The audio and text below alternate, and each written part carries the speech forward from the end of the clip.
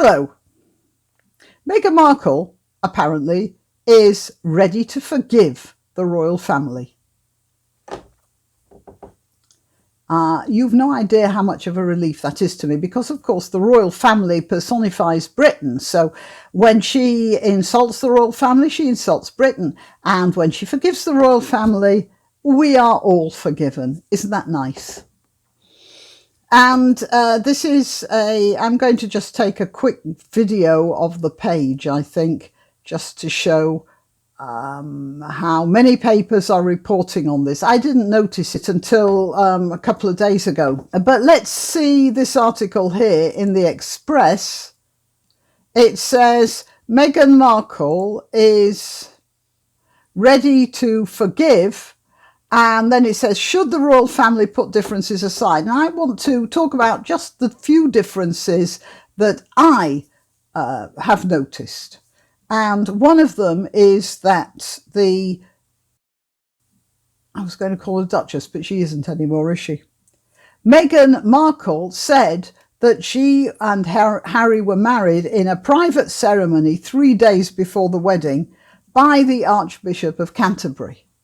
And this was her own private little thing. And the rest of the wedding was a big show for all you peasants out there, because you like sparkly things.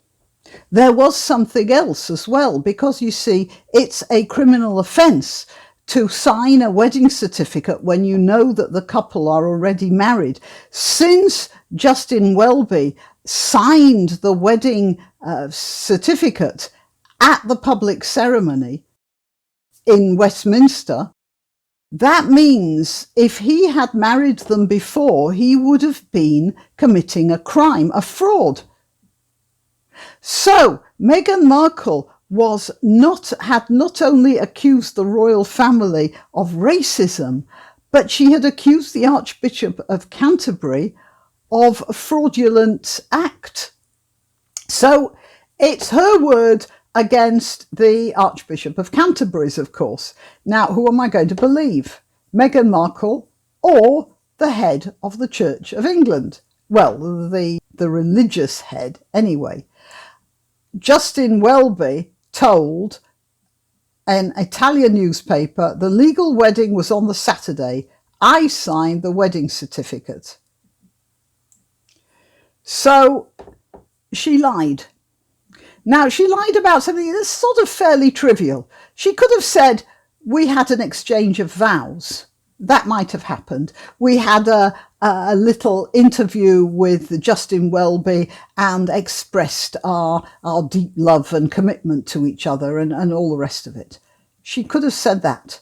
But no, she said it was a legal wedding, which it could not possibly be.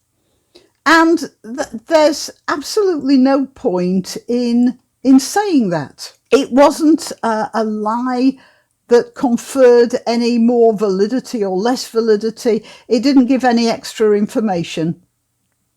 It was just a lie for the sake of romance. It was also an insult to the British people, because it was telling them that that whole wedding that they watched, that they waited out in the street for hours, all the rest of it that they watched on their television, all the cameras and the outpouring of joy and happiness among the British people, it was all a fake. That was a real insult to the British people. And she just doesn't realise that. But it was a lie for her own romantic imagination, and it was an insult, a slap in the face to every British person who watched that wedding. As it turns out, it was the wedding they watched was the real McCoy. But that's not the way she was framing it.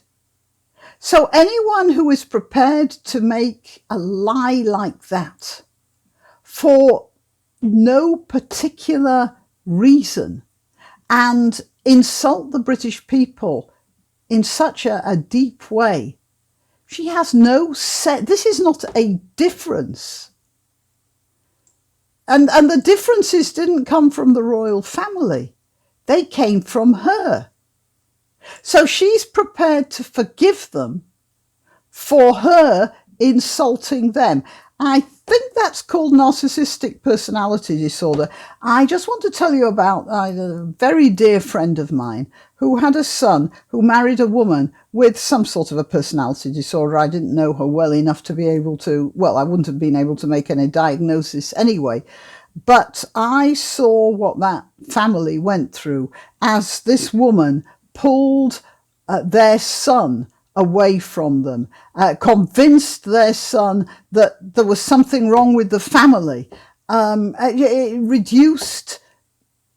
reduced that young man to some sort of an automaton. I knew them very well, and I see intense similarities between what happened to them and what's happening with Harry now.